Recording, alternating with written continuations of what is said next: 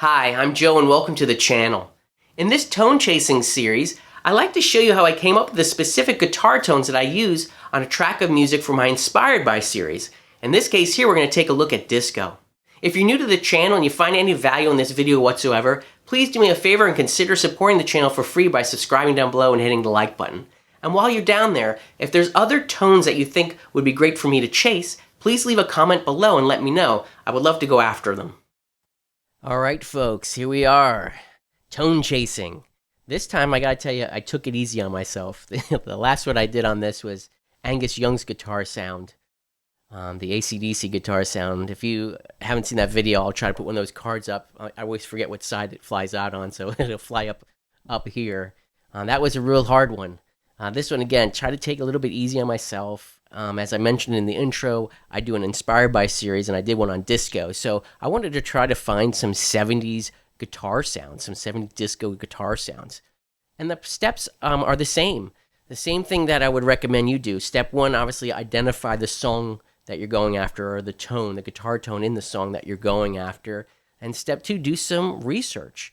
So in this case here, I was actually surprised. I went online and I tried to find some disco guitar tone articles and things of that nature, and not too many came up. I was surprised.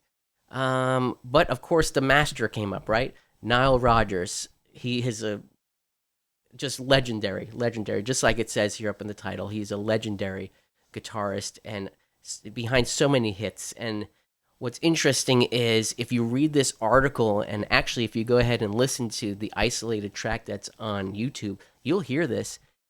The secret in some of his guitar tones was actually him not even using an amp. He was plugged directly into the mixing board, and he did that. And I knew of this technique because I'm a very huge Prince fan, and I know that he did that as well to get a lot of his funky, very tight guitar lines.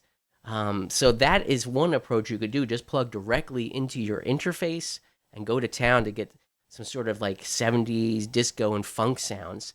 But I did scroll down a little bit further down, and I just was curious to see what else they shared.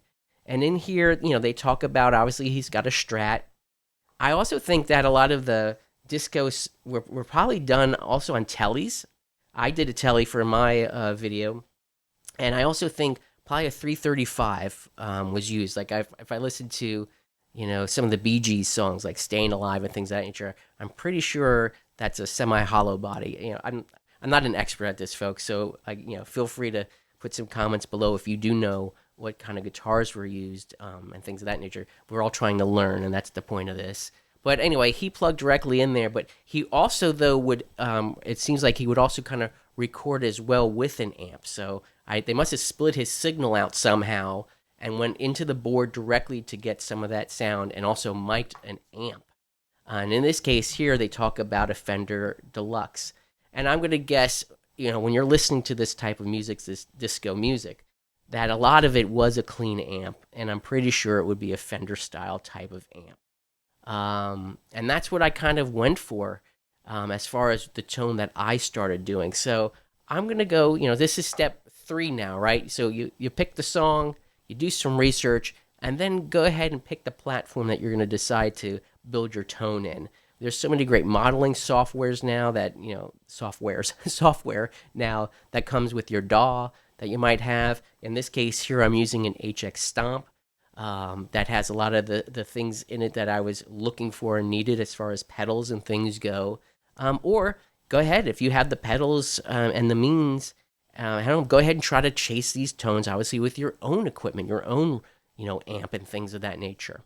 So I jumped in to my HS effects, and the first thing I did was I was looking for an amp, and obviously, as we talked about, there's a Deluxe, and there is a Deluxe in the HX Stomp, but for some interesting reason, I don't know what it was, but my brain gravitated more to the Fender Twin that they have, and actually the second channel, the vibrato channel, and so I kind of went for that as my clean tone. I just felt like it was a little brighter, and I don't know, just again, that's part of this thing. It's very subjective, right? Just go with what your ear and what sounds good. So I went with a very simple bass sound, and as I mean, not bass as in bass response, but bass sound as far as the amp settings themselves. Very low drive, obviously, kept the bass down, pushed the mids a little bit just to bring it out in the mix, as well as the treble and some presence.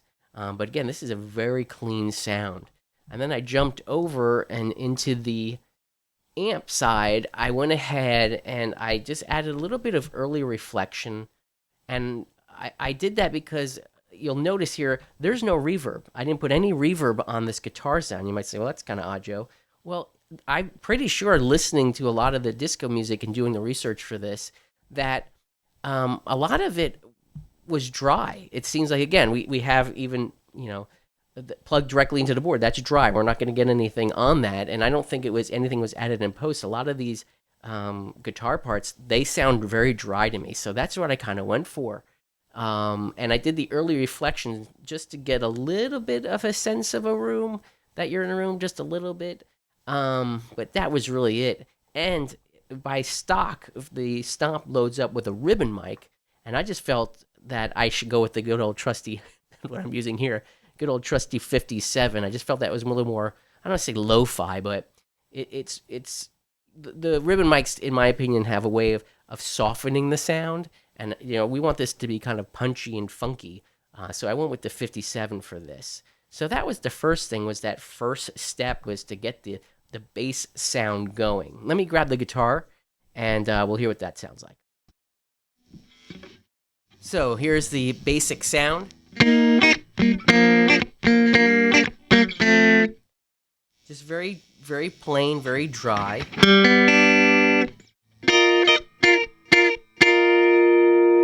As you can hear. And I'm actually rolling the tone off a little bit, too, to not make it as bright for this track. So I kind of rolled the tone off, and I'm using the middle position here, so I'm using both pickups of the telly. And another interesting trick, too, if you want to try this, is, flip your pick around. Instead of using the pointy side, I'm actually using the rounded side here.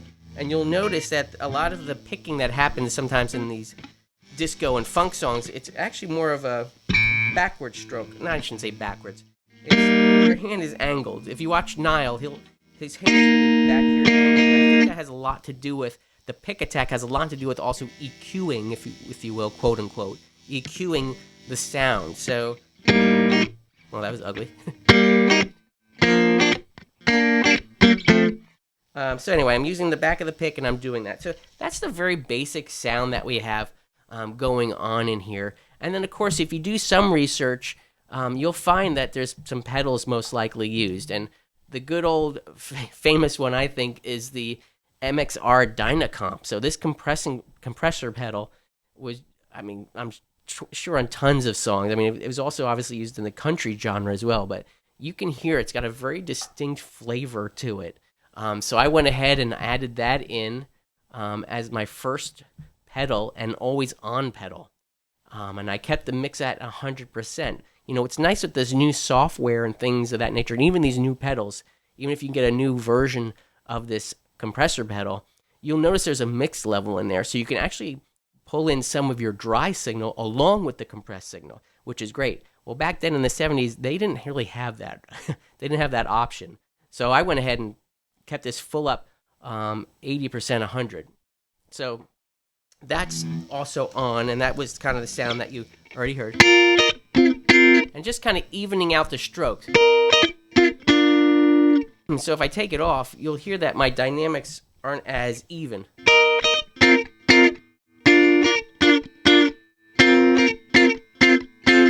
And you'll also hear the flavor that this kind of gives it.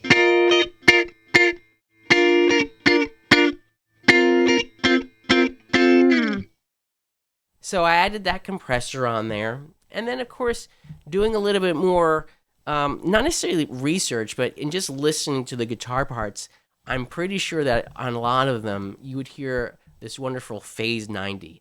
I'm sure that you're familiar with, someone like Eddie Van Halen using this, but this is a great effect to use in your music. This, along with like a tremolo. Tremolo to me, I think, is my favorite effect to use. But things like this, what's nice about it is that it adds a little pulsation, if you will, to your guitar parts and helps it kind of breathe inside of your mixes here. I was astonished, though, to see these script ones, which I'm not sure if there's much of a difference as far as the inside of these or not goes, as far as the circuit goes. But they go for a lot of money, which I was really surprised about. That's why I'm so thankful when I have things like the Stomp, where I actually have these things kind of built in. So for the modulation, we went with the script mod phase, which is based off of this phase 90 here. And this just adds a really nice sound. And, the rate, I try to keep that at the speed or pulsating within the rhythm of the music. So that's something to keep in mind. If you do have an effect that adds some sort of motion to the sound, try to make sure that it's pulsating within the beats of the music. So here's this sound here with the phase on.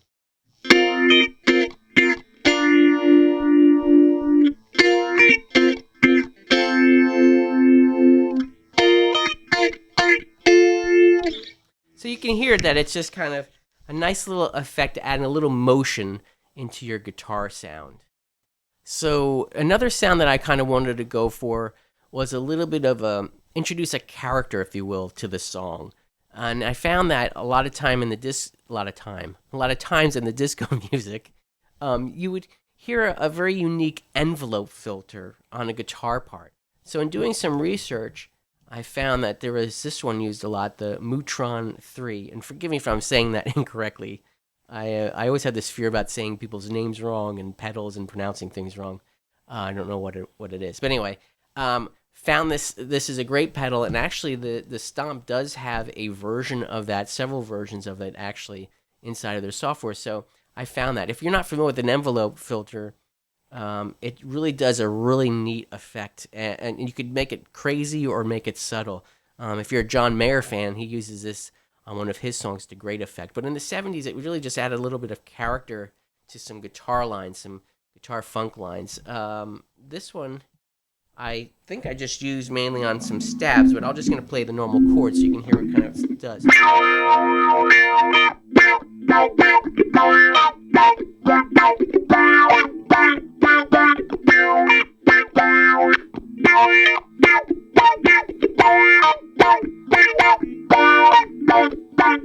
So you can see that's a little bit of a vocal quality.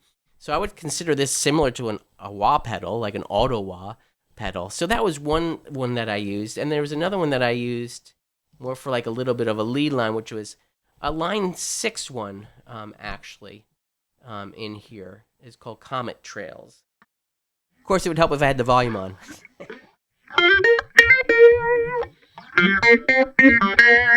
Let's do some chords so we can hear it better.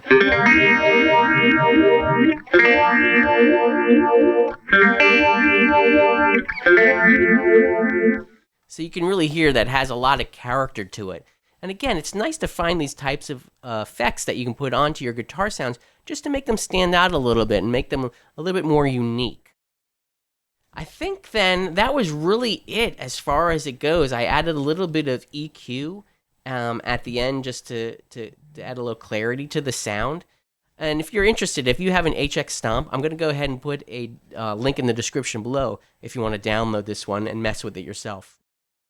I also thought about doing that whole thing where, we could split this out into a stereo channel, kind of like what Nile had going on, and, have a dry signal going through along with the process signal.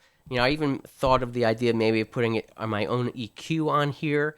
That would also help me move the levels down so I could blend in upon recording. I could be blending in the dry signal along with the process signal. So there's a lot you can do with all this software and all that fun stuff. But again, just a very basic sound, clean sound, but it's very, very, very versatile, I think.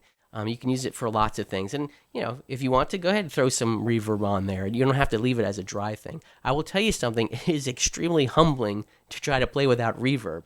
I mean, just to stay in the pocket and just have nothing to help you kind of feel that sound, you really have to work hard. And I would just recommend that for anyone just practicing. Just try to play without reverb. It's very, very humbling, but also a good experience to help you get some better tones out of your fingers.